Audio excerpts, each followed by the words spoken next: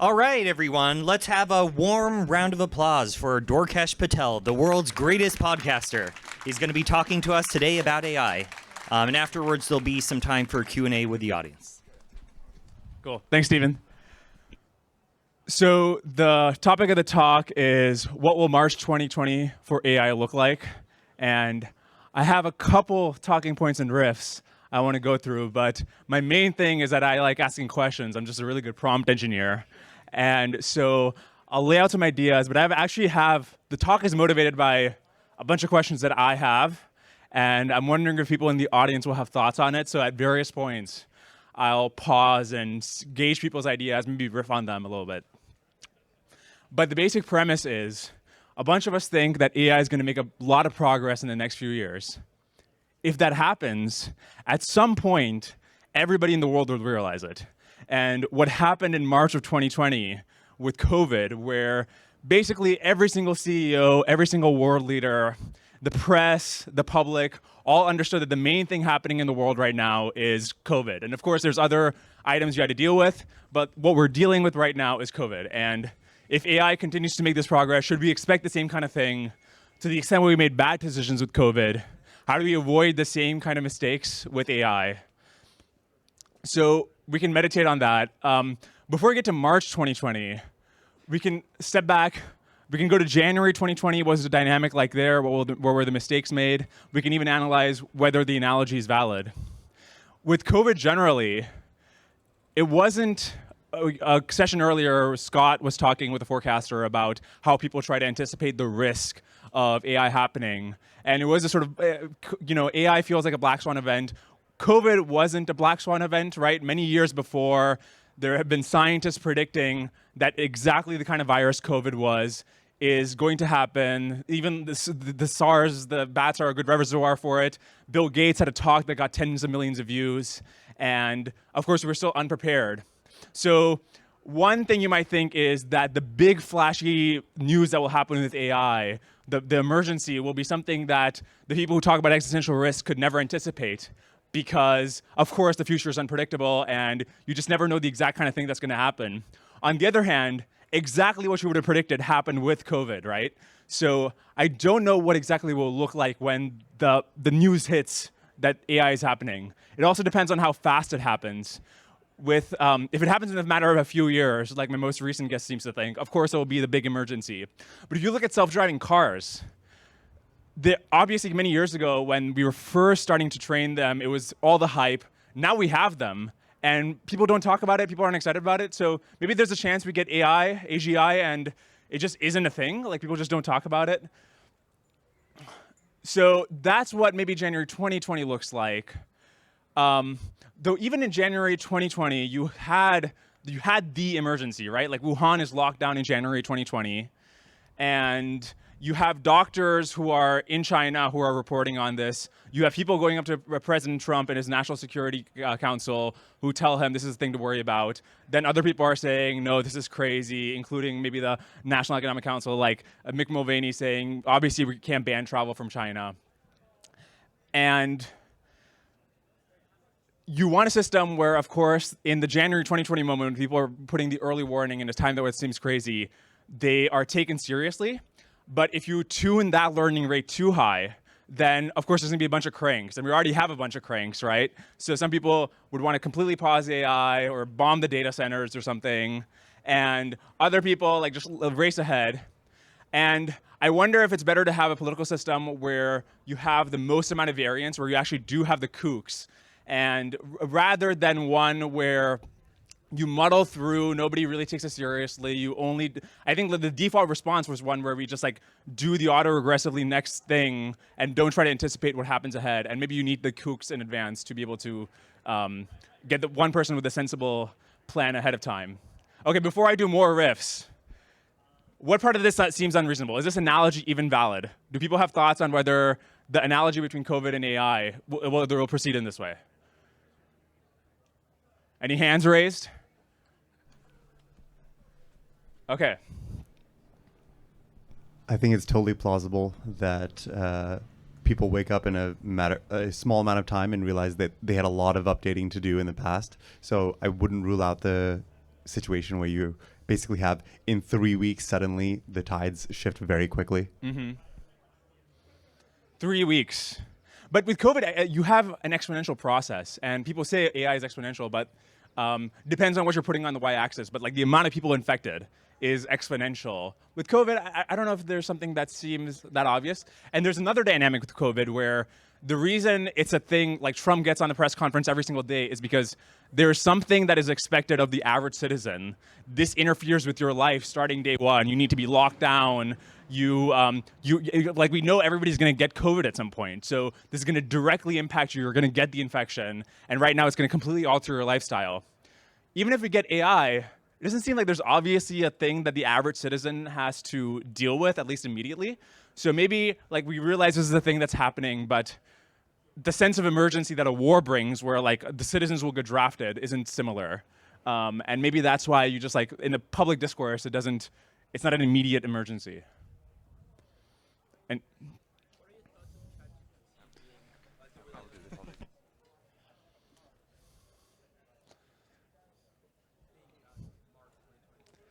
okay, so he just asked, what are your thoughts on ChatGPT being the March 2020? Yeah, I think it's hard to think about what is the reasonable reference class here, because ChatGPT, I don't know. I mean, like Wuhan getting locked down is January 2020, and I feel like Wuhan getting locked down is more serious with regards to COVID than ChatGPT is with regards to AI. I think that it would be something else, something even more severe than that, where the risk of it is immediate, not just that the AI is making progress. Okay, what were other dynamics in January 2020 that were important? One was ounce of prevention matters more than a pound of cure. And so in January 2020, a bunch of important decisions were made, many of which were terrible decisions that set back our effort to deal with COVID. Obviously, CDC trying to make their own test, FDA forbidding others from making, private labs from making tests, CDC contaminating their test so that the ability to test and trace is vastly delayed after the infection has already started to spread, not doing some sort of advanced market commitment for tests that South Korea did. We kind of locked ourselves out of the ability to just have that, do the testing immediately and not have to deal with a whole-scale lockdown afterwards. So what would the equivalent be for AI, where if you mess up the first initial period, then you just like put yourself in a terrible position subsequently? And we were riffing about it right before the talk. Some ideas where if the weights leak, so you've got the GPT-6, there's some possibility that from here it allows you to make much faster AI progress, and you haven't secured the weights well enough, China gets them, now you feel like you're in a race-like dynamic with them, and now you hear the rest of the story where because of the race-like dynamic, you can't take safety precautions. There's the weights leaking. There's also, of course, the AI itself leaking in some sort of rogue exponential way, and now if the AI has leaked and it's eventually when you get the AGI and it's trying to like convince North Korea to give it the servers and then continue the rest of its expedition. Anything else occur to you as something like the preventable thing we should prevent for January 2020? Yeah, so I do think the analogy is apt. To me, January 2020 was all about like, okay, this thing is happening in Wuhan. It is possible it's going to come here. But like most people aren't epidemiologists, right? Like, you know, in the 2003 bird flu, like I don't really understand why that didn't come to America, right? But it's in the realm of possibility, and that's the time to put together run books and things like that. Time for the elites to work behind the scenes to see if they can prevent or mitigate. February 2020 was all about like, okay, anyone who's paying attention knows it's going to come here, but we don't have common knowledge of that yet, and we're not really capable of collective action. All the people who are thinking about it are kind of like looking at everyone else, like, is it okay to say it yet? And then in March, that's when the NBA cancels their games. And I think that was the day it became real for Americans. So I think for AI, we're in January right now, and it's time to put together run books. It's time to talk to other countries about international deals, but not time to ask something of like the average American. Mm-hmm. That's interesting. Any other thoughts along those lines?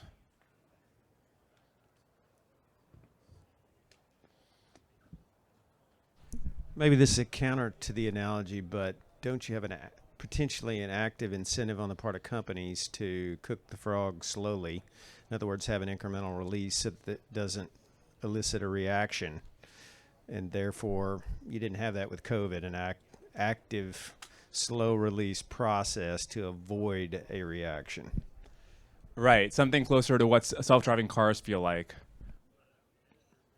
Maybe. Although they're not going to necessarily delay the eventual thing. They're just going to do it slowly so you're acclimated to it. I actually don't know the psychology of how that will impact how people perceive. I think more the time scale over when it happens maybe matters more than whether they get incremental updates on what's about to happen. Though I'm not sure. With regards to the other things, getting ready, the people in charge of the policy getting ready for it, the big success, of course, of COVID was Operation Warp Speed, and that was only enabled because Michael Kramer and I forget the name of his co-author, Rachel. I forgot her last name, but in 2004 they wrote about how in the specific kind of scenario that you have with a public health emergency, where obviously the public good of trillions of dollars of economic activity needs to be, you need to subsidize private companies to go after that, get rid of the market risk for them to make sure, say that if it's a Zika kind of thing where eventually it's not a big deal, we'll still buy the vaccines and get a bunch of them working in parallel.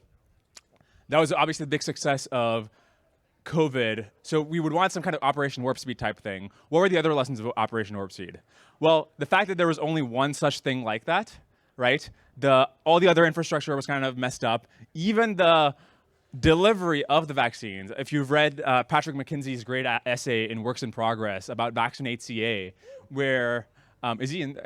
I know he's at the conference somewhere, but he said in the article that only 25% of the shots that were ascribed to California government actually ended up in people's arms, or at least like California could ascertain that they ended up in people's arms. And there was no central logistics network that could tell you where these vaccines are. This is like the most valuable commodity that has ever existed on Earth. Trillions of dollars of economic activity is halted because these are not in people's arms. So only the vaccination part of it worked. The broader lesson here being, maybe the way our government works is there's the eye of Sauron can only look at one thing at once. And that one thing will work, but like the performance across the board will be low. The median performance will be low. There'll be one thing that works. If you can only have the one thing, what should it be? Should it be the super alignment where you try to make sure the ASI and the super intelligence doesn't go off the rails? Should it be securing the weights against the Chinese? Jeffrey, you have some thoughts? So I think one interesting parallel was like the failure of containment, where like at first we tried to contain COVID and like prevent it from spreading, and that proved like either too expensive or too difficult. But if you imagine COVID was like 100 times like more lethal, then it would have been probably like the right thing to really try to achieve containment. And I think this is actually a pretty good metaphor, because like if we're looking at cases where you have something AGI like that can self-exfiltrate, and then there's a whole amount of like free compute out in the world that it could potentially get, sort of the ability to contain that seems pretty important. And I think right now we're just like pretty far away from the kind of like compute controls that would allow us to do that and respond to emergencies. And that seems like quite important. Maybe to push back on that. So China did zero COVID. And of course, the effect of that was that they were only delaying the fact that this is a virus that exists. It's going to get there. It's going to go through the population. You're only delaying it. You're causing your population tremendous harm as a result. And there's some sort of inevitability about like COVID is going to come. Like you can only deal with the solution. The solution is the vaccine. Everything other than that is a sideshow. And I wonder if the analogous thing here to sort of test a sort of edgy hypothesis is like the pause stuff is not going to work. That's the equivalent of China doing zero COVID. The only thing is the vaccine, super alignment, accelerate towards super alignment. Everything else is a sideshow. Because the computer's out there in the world, it's going to happen. The algorithms exist. You like focus on the solution. We might want to wait until the mic. Yeah, I think the reason the containment analogy does work is because we have done containment for like Ebola and things of that nature. If it was a lot more deadly, zero COVID would have worked because everyone would have been on board with it. The problem was that it was only like 1% lethal or whatever, and so people felt like the cost benefit of zero COVID was not something that every world leader agreed upon, but it might have been if it was 50% lethality. So if there was consensus that X risk was 50% or whatever, then maybe there would be containment. Yeah, I think just maybe this is an interesting thing to talk about. Maybe the two areas where I disagree is one, Ebola running through a population doesn't have some obvious potential economic advantage that being the first country to get AGI has. And so I think there's a difficult road you have to run against where you had to try to convince everybody who could build a data center that they shouldn't do it, even though they potentially know how to do it. And what exactly are you doing in this time? Two, Ebola, the fatality rate is something that is public information. You can debate it, but it's, you're not going to get orders of magnitude difference. Earlier, Scott was, I forgot the name of the person, but they were chatting about why there's such wide disparity between people's PDOOMs. But there is such a disparity, and the idea that you're going to convince 60-year-old bureaucrats and the CCP and the random sheikhs in the UAE and so forth that the PDOOM exists, is bigger than Ebola, and that therefore you shouldn't proceed, doesn't seem like a workable strategy to me. It seems like focusing on the solution is. Since we're on the same thread, I'll let you guys keep going on this. Yeah, I'm not saying that you shouldn't build the data centers. I mean, that's like a separate question, but it's like, should you be able to contain if you have a situation where you have a disaster or you have like AGI that's like out of the lab, it seems like you'd want to be able to like respond to emergencies. So that's not that you don't have to convince everyone that we should pause, but you should convince everyone that if we find ourselves in a situation where we have where AGI has become the threat, can we respond to that threat? Like that seems like a pretty sane thing that most people would want to get on board with. Sure, but I guess is the crux then that what we would want the response to be, where, it sounds like maybe the crux is that you think like the response should be pause until we figure out what to do with this AGI, right? No, I want to have the ability to respond to emergencies. So like in the case of COVID, like a lot of people thought that you couldn't, like you just couldn't shut down airports, you couldn't do these things. Eventually we figured out, no, you can do it. It just has to be like. But I'm like, can we be ready in advance so that we could do that if we see those warning shots? Like, that seems like a good compromise position for people who have high PDOOM or low PDOOM, where it's like, well, yes, we should have the emergency capacity to respond. Sure, that makes sense. Another point I might emphasize in addition to that is we sort of, I feel, got the worst of both worlds in the sense that the early containment gets you a little legroom in the beginning where you can sort of block, if you know it's only in Wuhan, you can block the flights and you can buy yourself a few weeks.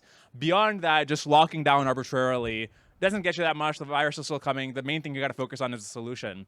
And so the analogous thing for AI is, yeah, if you're like really early to it, maybe there's ways to react we can set up now. And maybe that is an important thing given that we have the leverage there to set up now. But the worst case scenario is one where we do what we did with COVID, where we're not hammering home the solution, but are causing other kinds of harms to society with the equivalent of locking down for COVID.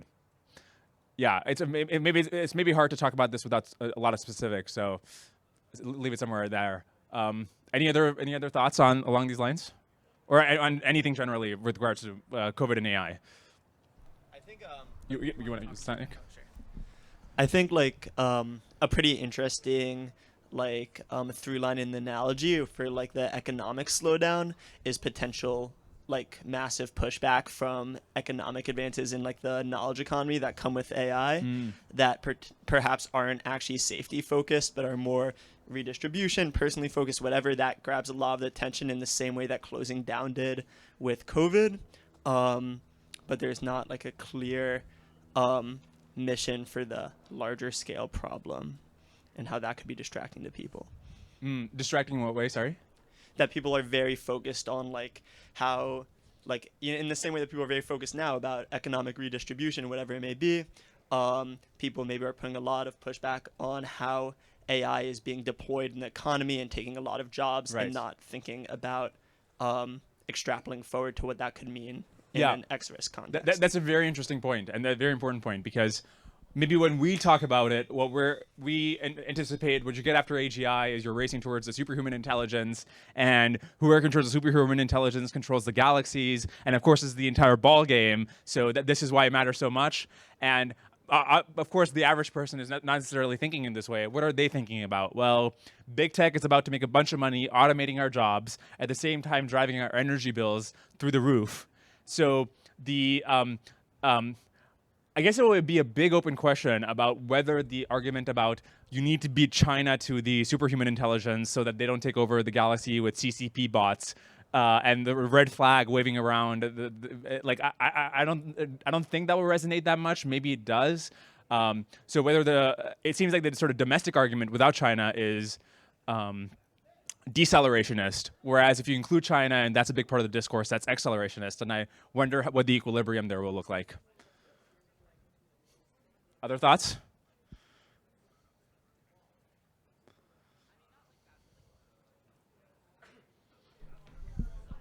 I just wanted to bring it back around to the COVID analogy for a minute, because I was an ER doctor in New York City during peak COVID, and I have to say it's amazing that you can see something sort of going badly in front of your eyes and people still won't believe it. And so I think the containment analogy is a good one, because sort of in the thick of things, there were still a number of people. I don't think there was a single person in New York City who didn't know someone who died, and yet there were still plenty of people who were still going out, who didn't follow the containment rules, who didn't do all these things. And so I think that it's just human nature to kind of not believe that things are bad. And I'm not sure that having a higher death rate will actually change anything. I've been thinking a lot about this as it regards to the bird flu that's coming up. And I think all that will happen is people will take the lessons from things like COVID and say, oh, see, it wasn't that bad.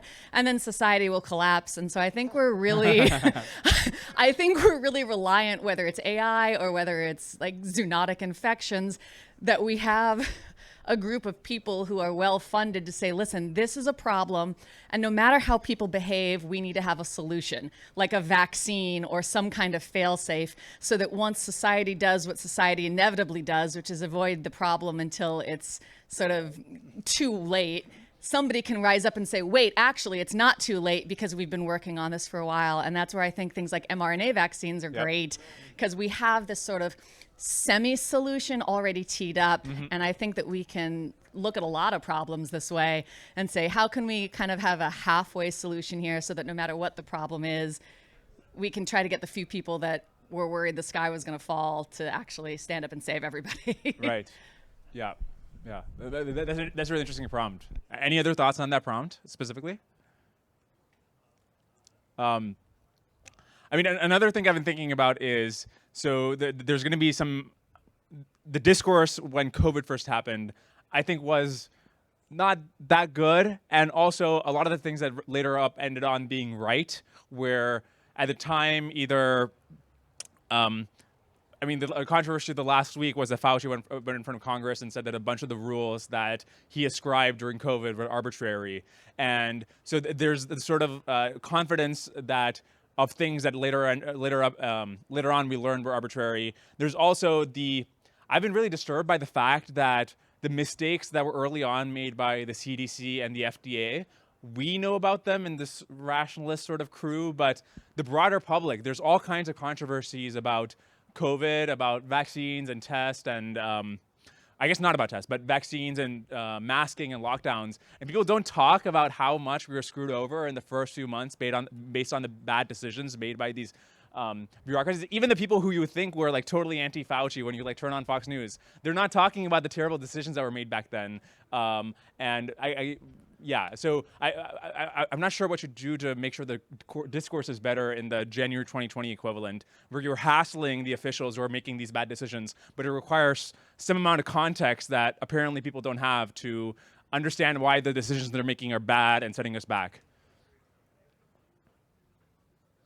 Any thoughts? How do you solve this? Let's see. I think one big difference is it depends what you're asking the people to do. In COVID, you ask people to change their lives. In AI, what can the average citizen do to make a difference? Are we really just going to say you need to be permissive of these changes that the government is going to make that aren't going to necessarily directly impact you? Mm-hmm. And I think it's just a very different question from that perspective. Right. It was also interesting how unpredictable the political response to COVID was between what the polarization there would look like. And not only was it unpredictable, it flip-flopped many times. So when you think about AI, what would the right think about it? What would the left think about it? I was watching parts of the Tucker Carlson interview that he did on Joe Rogan. And they had this, there was some moment where he does this interesting riff where he says, you know, a lot of my fellow conservatives will disagree with me, but I think nuking Hiroshima and Nagasaki was obviously immoral. Nukes are obviously immoral. Except if you were to use them against data centers. Because it's obviously common sense that we should be nuking the data centers where they're making the AGI. People are saying that these things are going to enslave us. And I guess the Silicon Valley people don't even care that the bots are going to enslave us. I thought we were making machines to enable humans. We're not going to have machines who are enslaving humankind. And so, I mean, the horseshoe is apparently real. And yeah, so do you guys have a sense of what the political reaction to it, maybe like the right seems to be anti-tech as well, so they'll also be against the, they'll have the Tucker Carlson perspective here. On the other hand, you would expect the national security response, if we got to beat China on AI, will be a significant fraction, a significant force here. I don't know how the left will react to it. Do people have predictions that they want to register about what the political reaction here will be? I think it's pretty likely that either way, whoever wins in the political sphere, it'll be too late and our response will be mangled. So, like, maybe the right thing is to just get some decision made, even if it's not the best decision, but get it made early and act quickly. Why? Because, like, the flip-flopping process, the political arena is just too slow to respond, and, like, the time is actually the most valuable thing versus making the best decision. Just do something fast and adapt later. That makes sense. Although if you lock in a bad decision, which we did, I mean, the CDC made a very fast decision. They said that we're going to build our own test. We're not going to use the WHO protocol. We're going to build our own protocol. And the FDA made a very fast decision. Oh, yeah, sorry. It sounds like you might have some insight on this based on Steve pointing at you vigorously. I was just going to make a prediction Sure. about the left and right, and we're seeing it already. The right's going to say that the AIs are biased to the left's going to say that the AIs are racist, and they're all going to ignore the possibility of it killing all humans. Right. So. Yep. Steve, you're about to say something? Yeah, being an old guy, I remember the Cold War very, very clearly, and the national security state never listened to the anti-nuclear activists. They just said, look, this is an existential threat to us, and so we're going to keep building these bombs. We're going to build more of them, better of them. So I just can't see the national security state just saying, like, yeah, let the Chinese do this. We're gonna accept all these regulations from you rationalists. On the other hand, I've heard that during the Cold War, the people told Reagan, people in his administration told him that missile defense was less effective than they knew it to be because they didn't want Reagan to know that they could do a first strike and potentially get away with it. That's ahistorical. Okay. Missile defense was a huge fraud, and it still doesn't work now. I mean, even with our much better technology. So mostly Reagan is being sold all kinds of lies by Lawrence Livermore lab scientists. Anybody here from? Anyway, but yeah, but yeah, no, that's not true. The people were selling Reagan the dream that Star Wars could actually work.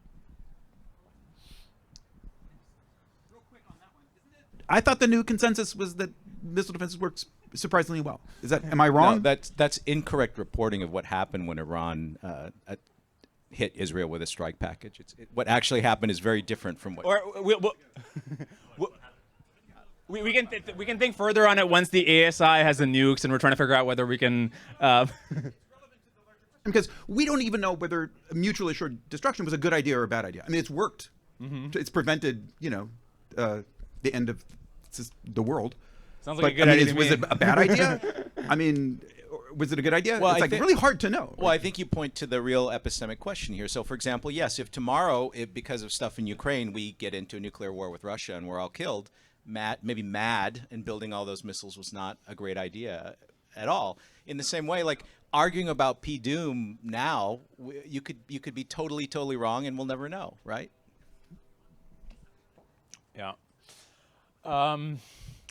What are the other concerns? Okay, so here's another possibility. It's not like there's no emergency at any point, and Paul Cristiano has this interesting story in a blog post he wrote, where slowly over time, humans delegate more and more tasks to AIs who keep getting smarter and smarter, and over time, the systems that AIs build to field basically how the world works end up being convoluted, beyond the ability of humans to think about at the level of abstraction. And the way you lose control is not some immediate March 2020-like crisis, but rather over decades, you're just like, you don't know what's going on. Why did the landowners who, before the Industrial Revolution, controlled the assets in, let's say, the UK, why did they end up with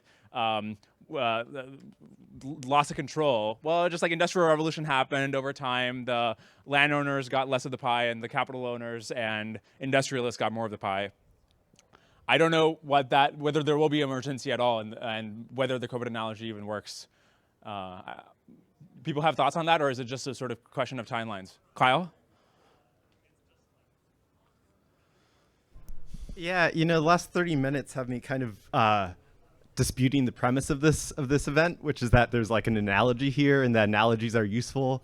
And I know you're a student of history, so maybe you know a lot about the Roman Empire that's like made sense to you in your life. But my experience is analogies are like maybe a good first approximation, maybe a good way to take a first stab at that. And then afterwards, we should just like think harder object level. But isn't this the whole thing forecasters are trying to do here? Like all forecasters know is base rates, and all base rates are is history. Yeah, I think they would disagree with that characterization. I think the base rates are better than trying to just like come up with an answer out of the blue. But you like do a lot of updating on the base rates. The base rates only work if you have some kind of track record. It doesn't work if it's just like one other thing happened that was kind of similar to this in some ways and not similar in other ways. I mean, if you don't use that, the sort of intractability, at least I have, because I know very little about how the government works, is if there's an emergency, you have sort of a black box of how will the people react, what will the competence of that reaction be.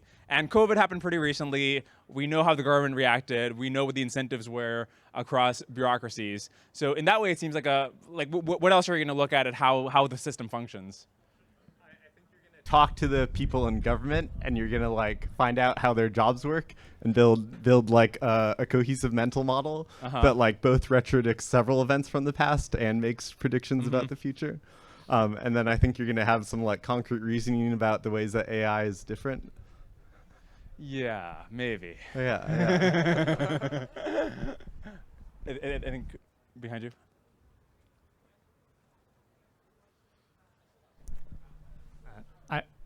For the record, this is the first time I'm hearing about the Paul Cristiano thing, but I think there are analogies because you have organizations like BP or Boeing that are hollowing out, and there's like a succession crisis where there's like this intellectual dark matter that is causing the decline of like engineering cultures at large human organizations today, even without AI taking over human decision making. And so I think there is a precedent for that, although I don't know how well that maps onto it, because if you really have like some super intelligence, like maybe they can always just reason back up from like first principles with like physics, and then they get back to whatever information or knowledge that you need to have.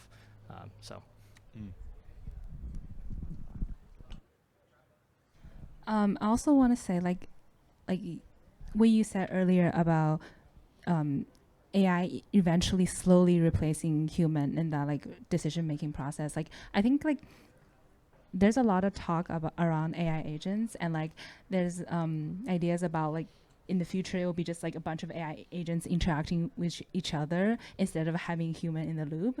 And I think that's another possibility of like AI slowly taking over like human decision process. Right.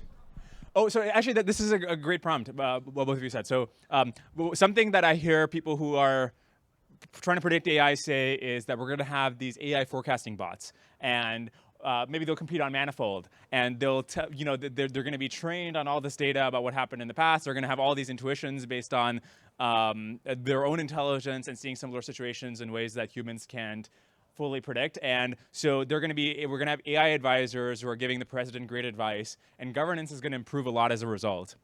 I'm skeptical of this story because right now the president could go on Google and make better decisions than he tends to, and and so I'm not sure why having an even better Google will make him a better decision maker. Same thing goes with the previous president. Are people really optimistic about how we're going to have these AI bots who will make the decision making around AI and its deployment much better? I kind of agree with you on the relationship between AI bots and people, that this is the problem with human behavior, is it's going to be just accentuated by the bots. But I do see that AI can actually help humans with their behavior problem, which is pretty bad. And I don't know, the only way I've thought about it is that, I call it like representing the living world, making the biosocial sphere legible to rights, even giving trees and plants and ecosystems to be part of an economy, and imagine an ecosystem as a trust fund and things like this. It can widen our sphere in a way that actually could change us a lot. And so I suppose I think bots are just going to be, because we're aligning them with us, they're going to be as good or bad as our vision of our future ourselves. But I do think applying AI to the problem of how we represent to be more respectful of our living world, sure, and what we live in, is really a use case where they could excel. Stephen, since is your thesis that Manifold has a ton of AI beta because all the AI bots are going to make the platform even more accurate, or do you agree with me that it's going to have a sort of smaller effect on? So there's the question of like which things will make forecasting better in general, and which things will lead people to actually use the forecasting to and incorporate it into their decisions. Yeah. So I'm definitely very, very bullish on AI in forecasting and AI in Manifold in particular. Right. We already have some. Dan, our sponsor at Future Search, is already running a bot on Manifold today using his LLM forecasting, and it's profitable, which is pretty impressive. There's going to be a lot more of that in the future. I would imagine, or the average human today is a terrible forecaster. It's probably already true today that GPT-4o is a better forecaster than the median human. So I think that trend will continue. But the other question is a political economy question. Right. I would have to defer to our own markets and see what they say on that. Interesting. So we got January and March. Have you talked much about the subsequent months? There was a lockdown, then we got the vaccine. Maybe another reason that the cases are disanalogous is that we have some sense that after COVID there will be some normalcy, and so you can do some sort of sprint with the vaccine or with the lockdown, and you're trying to go back to where we are now. Whereas with AI, you're only accelerating to go somewhere totally different potentially, right? You're going to accelerate to Mars and to the solar system and beyond. So I wonder how that will influence the psychology here, where there's not some like obvious problem you're trying to solve and get back to normalcy. There's a whole new frontier that you're racing towards. And to the extent, so at least the way people will perceive it, because we have monkey brains, is that there's many different ways that the future could go. And what alignment is trying to prevent the paths of the future where it's just something we totally don't recognize, it's some zombie goop paper clips. But the more you're constraining the ability of the AIs to influence the future, the more you're circumscribing 100% the probability to something a human or a group of humans would decide. And so the more alignment is quote unquote solved, the more it's just about conflicts between humans. And so the more alignment is solved, the more it's just going to become the sort of like political gnarly question of who wins, who loses. And obviously this had disastrous effects during COVID. One of the other things that Patrick McKenzie talks about in his article was that during the rollout of the vaccine, one of the reasons it was so inefficient is because of concerns about equity and other things, where you want to make sure that the vaccines aren't going to only rich people and like socially, economically marginalized people get the vaccines as well. But that means that you have to do all these You had to make 75-year-olds fill out 50-page questionnaires about, are you really the person you say you are? We want to make sure the wrong person can't abuse the system. And so obviously they're not filling it out. The vaccines are just literally getting thrown away at the end of the day because they're out of cold storage. To make sure that the proportions match what the governor of California wants them to be, even if in absolute numbers, fewer people of even the demographics he would want vaccinated get them. Anyways, the point here being that these sorts of cultural trends can actually have deadly effects because of bad decision-making in crises. I wonder what the analogous thing will be with AI. Maybe it will be the exact same thing, to your point, that the sort of culture hasn't changed that much in the last few years. Other thoughts about, yeah? I think in terms of like, do people agree with things or not? When I first read Superintelligence in 2017, the thing that really like crushed my ego was the idea of computing coherent extrapolated volition just seemed impossible. And since then, we have things like RLHF that show some signs of finding values that broad swaths of humanity can agree with. And so while I agree on like a micro level that people will continue to disagree with each other forever, my hope is that in a world of extreme abundance, if we're successful at our mission, then those like small differences can sort of like achieve their own expression in these people's own simulated worlds. I guess there's some My Little Pony fan fiction where there's super intelligence, and that's the solution that they have. So yeah, maybe there will be a world where like each of the people can create a world where they live out their own personal ethical system, and like the broad strokes of like the bare minimum must be enforced for everyone otherwise. I mean, to maybe throw water over that, Israel and Palestine today is many multiples richer than it was 100 years ago or 1,000 years ago. And it's not because of all this abundance. Now they can figure out how to make some rational trade that leaves them all better off. The same monkey brain thing kicks in, and we're going to be fighting over it when we're multitudes richer. We're going to have the AGI, and we're going to like trade off galaxies about who gets to control the wall in Jerusalem or not. So, I mean, maybe we just become more enlightened because of AI, but I suspect not. Other thoughts?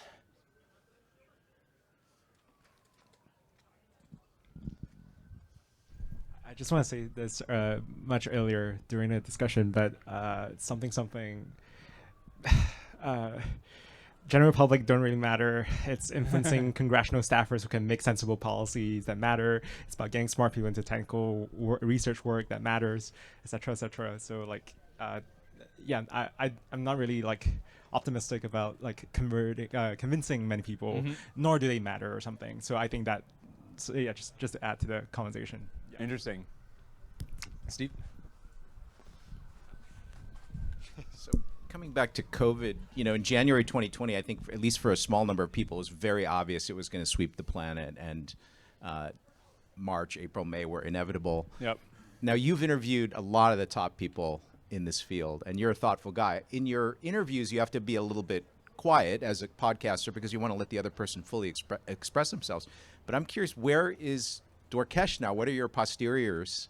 What do you think we should be thinking about? Is March inevitable? Is April, May, et cetera? How long is it going to take? Nobody's asked me that before.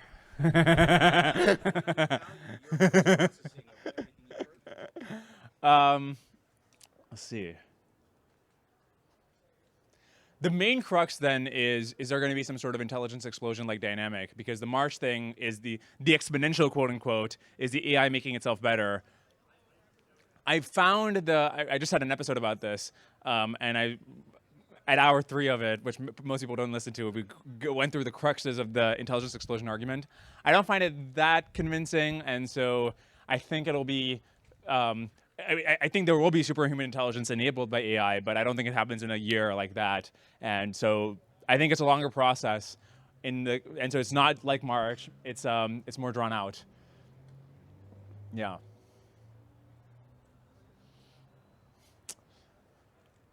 Other takes?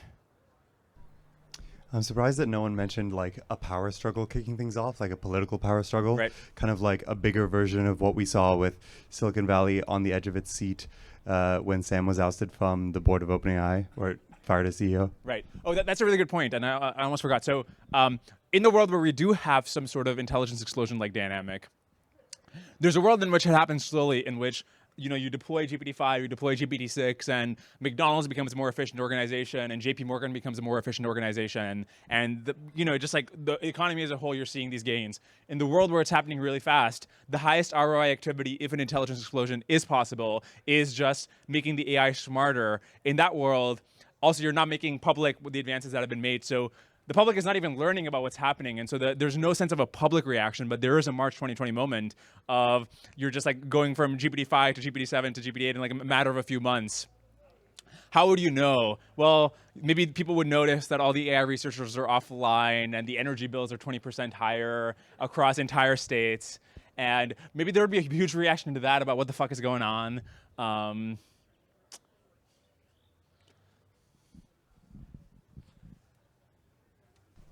I think we have seen like exponential growth in like nuclear technology during World War II, like just between the edge of like the U.S. Japan war. Like, do you think?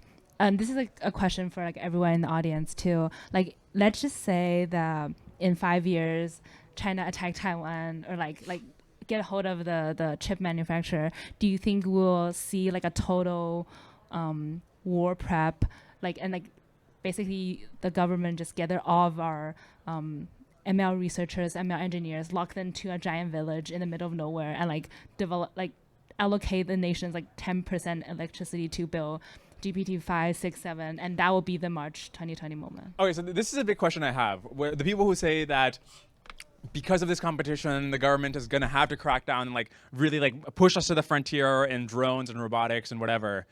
Like right now, I'm assuming that the Department of Defense is not at the technological frontier because they're pushed by competition, even based on what is currently technologically possible, right? Like, are they Steve would probably know, but are they advancing the state of the art in drones so that they can send a million swarm drones to Taiwan? And if not, why would that change? Why would they get more competitive with AI? I think there's a general recognition now that government can't do this itself because private industry is so dynamic and huge. They really need it doing it for them. So if, for example, they said, oh, we're going to just make another Manhattan project, but in China they have a vibrant AI ecosystem where it's incorporated in the banks and then they're going to be way ahead. So I don't see this idea that the researchers vanish and they're all just working for the government. You need a whole of society effort to move this thing forward if you want to be competitive with a society that's embracing the future like in China. And sorry, why does the whole of society need to be engaged? Because the AI research itself is whole of society, meaning it's a full-blown thing where the capital markets are involved. Sure. People are, and by the way, these guys can't just take the electricity; they have to pay for it somehow, right? Mostly what you're hearing is overhyping AI capabilities because Sam needs to raise money. Everybody needs to raise money to power the next round of training, right? I think they have the capital, right? That's what Zuck said on the podcast. They have the capital; they just can't get the allocation of the energy. Reasonably so, right? It's not an elastic market, so if you displace the current grid, other people's energy bills really go up. Yeah. Other thoughts? Yeah, I was just gonna say it seems like if there is a March 2020 moment for AI, the warning shot would be swift rise in market capitalization. Yeah. That's an incredibly credible thing for governments to see and to believe, and I think financial markets will respond more quickly than the political ecosystem. Well, that's really interesting because even during COVID, what we saw is that Steve says that in February and January he could see what was about to happen. And he probably did podcasts around that time or blog posts where he said that. I'm assuming a bunch of people here made trades on COVID, but the actual financial markets, they took a while to respond. And so maybe it was potentially faster than the political system, but it was definitely not as fast as it could efficiently have anticipated what would happen. And even with AI, to the extent that you buy the arguments about AI that many people here would have bought. Did you go out a couple years ago and try to identify which stocks had the highest AI beta, decided it was NVIDIA, and then buy a bunch of it? Maybe there's still a bunch of pricing in left to be done, but even financial markets don't seem to be that efficient with regards to this. So before that, I think it seems like he was about to follow up on that. I can remember when the Goldman Sachs report came out, and it was true that nobody really took it seriously until that came out. And so I think what you just said, it accentuates my point of the credible point at which governments will believe that there is a turning point for AI is the point at which major financial institutions are issuing reports, suggesting that there will be big changes. And until that point, I think it'll be hard for governments. But didn't McKinsey do some report about how they expect a bunch of jobs to be automated and, I think until financial markets believe that, I don't think that anybody else is going to believe it.